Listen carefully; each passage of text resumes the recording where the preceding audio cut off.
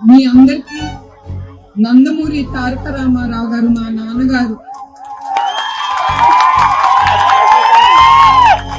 ఆయన చెప్పింది ఎప్పుడు మీరు గాని నేను గాని మర్చిపోలేము.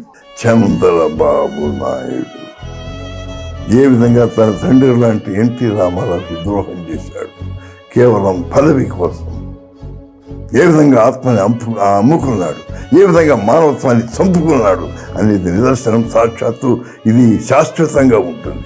ఇంచుమించుగా నా రక్తం మంచుకు పుట్టిన నా కూతురిచ్చి పెళ్లి చేస్తే తండ్రి లాంటి వాడిని, ఇంచుమించుగా అలాంటి వాడిని ఏ విధంగా మోసం చేశాడో ఒక్కసారి మనసులో వాడితే మనసుతో ఆలోచించమని నేను అడుగుతున్నాను.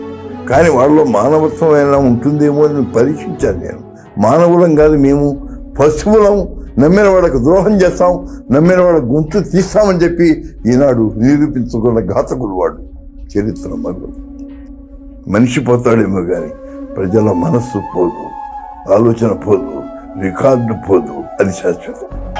ఆయన చెప్పింది ఎప్పుడు మీరు గాని నేను గాని మర్చిపోలేము.